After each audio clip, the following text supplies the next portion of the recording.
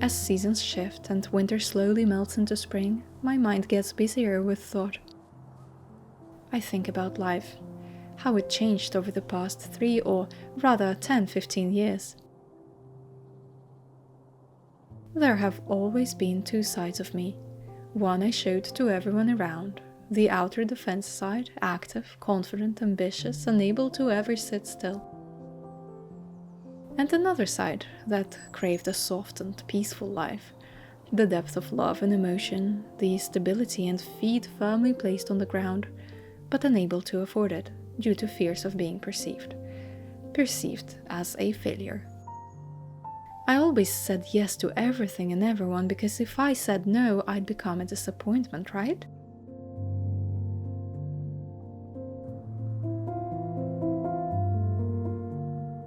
The world likes things well defined.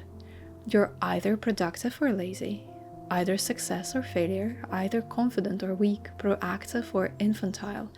No in-betweens, no gray areas, no colors either, just black and white.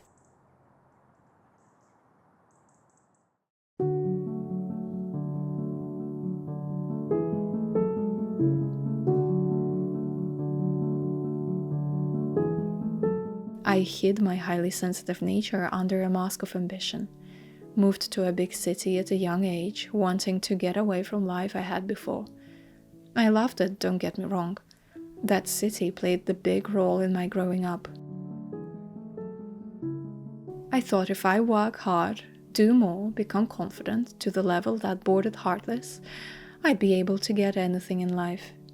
I had to prove myself on a daily, make myself visible or noticed, and if I didn't do that, it's as if I wasn't doing anything at all. I pushed so hard, but that pinnacle of success remained far outside of reach. Little did I know that I was hiding my true nature under that version of self I so carefully fabricated. I slowly began to realize that pushing hard isn't always a guarantee of any results. In fact, and contrary to my previous beliefs, we are not guaranteed anything at all in life, no matter how hard we try or how fast we go. I was living in constant reinvention, constant search for myself, not noticing that I was never truly lost, but hidden deep inside.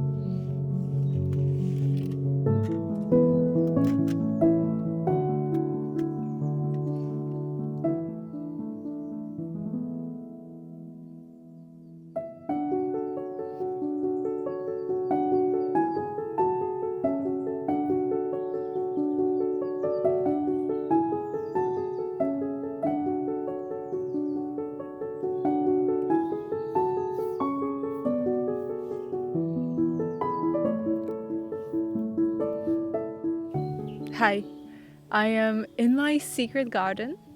I decided to come here in search of spring because I was hoping that maybe daffodils will be out and blooming, because in some places they are already blooming in abundance. But because this is a wooded area and it has quite a lot of shade, I guess, that's why they're not blooming just yet. And there are very little signs of spring apart from a relatively warm February day.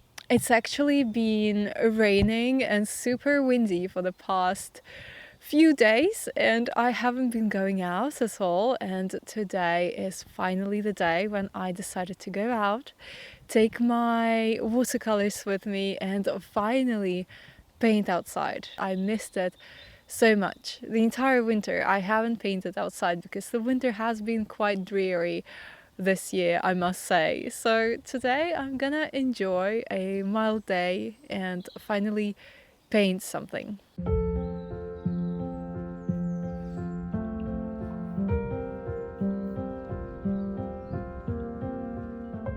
an ideal world, of course, it shouldn't be the rock bottom or burnout that leads you to your healthiest, most peaceful version of self. You know, as it happens, to me burnout was simply a part of the same toxic cycle. It wasn't until I allowed myself not to burn out that I felt the effects of a choice. Not do or die type of situation, but all the colors in between. There is always a moment in life that makes us rethink our ways. I was scared of rock bottom, but maybe rock bottom is a place where we drop our old ways, repair the foundation, so to speak. The city where I spent a good decade of my life was a catalyst for this realization. Once the thoughts settled in my mind, I finally felt free to move on, repair that foundation that was hidden under a made-up facade. To me, it feels like a big city is always a passage of time. For many people, I believe that is the case, hence no room for deeper connection or any sort of permanence. All friends I made over the decade living in London have moved away. Every opportunity I encountered and took was a small, sometimes life-changing, sometimes soul-wrenching chapter. As much as I loved London, it is transient, ever-changing, not permanent. And I loved that busy, ever-flowing environment for a while. But at some point it became tiresome for my highly sensitive nature. I started craving silence more and more, and once I experienced that silence for the first time, I couldn't go back.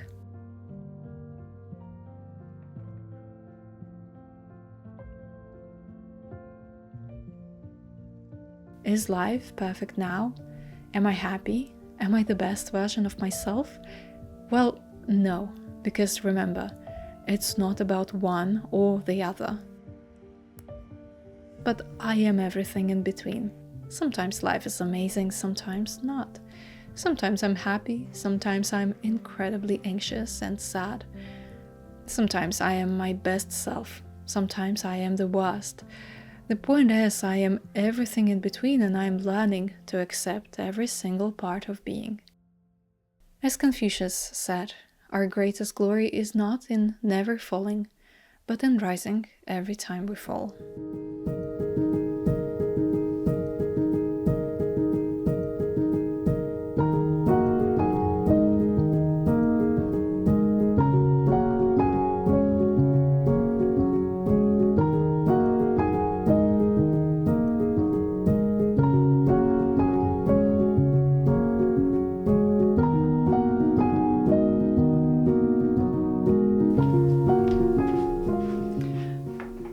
It's gloomy, it's raining outside, so today I am stuck at home, which is why I'm going to make a banana bread using up these really dark, scary looking bananas, but trust me, they are still fine, and actually they are perfect for banana bread.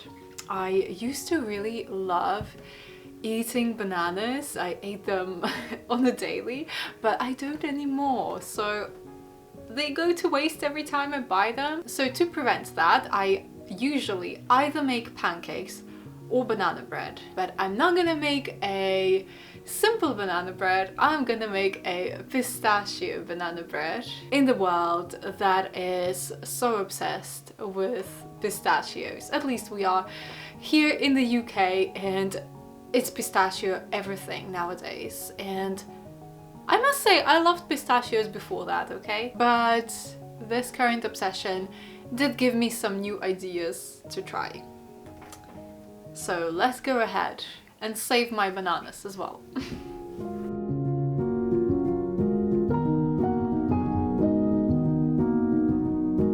If I had to give one example where I realized that pushing hard didn't make me most successful, it would be this.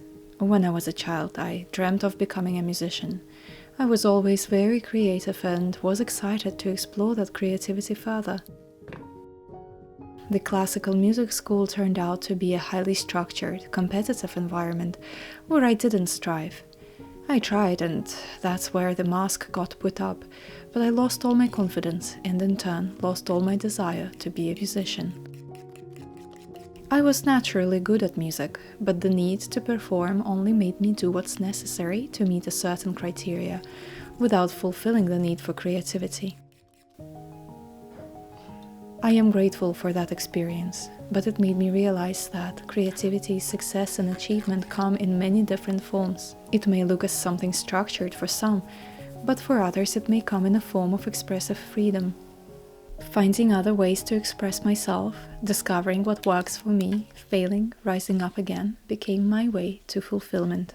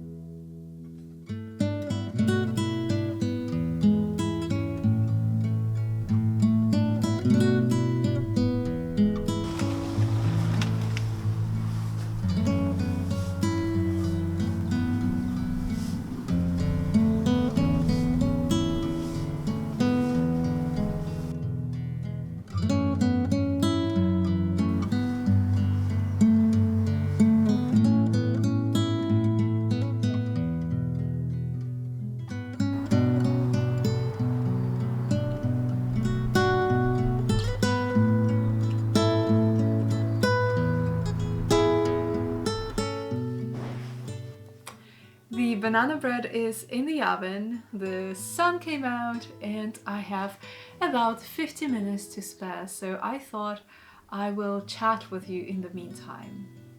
There were a couple of questions under some of my previous videos after I mentioned that I lived in London for about a decade, and some people asked me whether I would consider coming back to the city. The short answer is no, although I do reserve the right to change my opinion, because 5 years ago I would have said that I will never ever leave the city, and here I am living in the countryside. So I do reserve the right to change my opinion, because I have no idea where life will take me. But at the moment, no, I don't have any plans to move back to the city. I feel like the person that I am right now is very different from the person I was when I lived in the city, and I don't think that how I am right now I would strive in the city again. You know, when I lived in London, I always thought that living anywhere else in any other part of England or the world will be a failure for me personally. I never realized that actually I needed to take myself out of that hustling and bustling and fast environment in order to be my most stable mentally, my most successful self. Luckily, both me and my husband work remotely. I am self-employed and my husband is employed by a company that allows him to work remotely, so neither of us need to be in the city. Of course, it's not possible for everybody. I do recognize that. I do recognize that moving out of the city comes with its own difficulties, but there are more and more chances to actually work remotely. We are very lucky that we have that opportunity, but also mentally I did become a very different person to who I was before.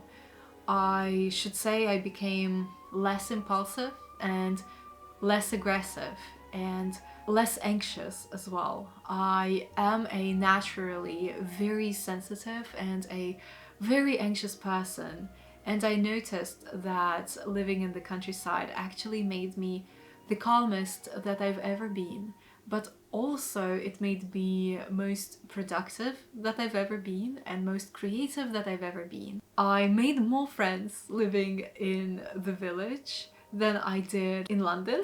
Strangely enough, in London I was always surrounded by people, but kind of when you are in the big city, everybody's running, everybody has places to be. I never felt like people in London really want to connect. And the way they do connect there, and of course I'm generalizing, is by going to pubs, clubs. I was never the type of person who enjoyed that. If anything, I enjoy a deeper, meaningful conversation much more than going to a club. And I just realized that there is so much more to England, to this country, and to my life than the city. I feel much more confident, much more connected to myself and to the world than I ever was before. Every time I go back to London, I feel quite anxious. I still enjoy the atmosphere and the architecture and everything that London has to offer. I'd rather visit, but I don't want to permanently settle in the city ever again. I feel like in the countryside, I feel so much more rooted and grounded. And if you are into this type of thing, by my human design, I have an empty root, which means that I really do need to be in the environment that grounds me and roots me, and nature is such an environment for me. Having an empty root basically means that I have trouble staying in the moment and being present and feeling connected to myself and to my environment. So I feel like in the countryside I have become much more connected, less haphazard in my ways, less flighty and impulsive. I have much more realistic goals now, and I feel like I can achieve them. You know, I never thought that the countryside life will be for me.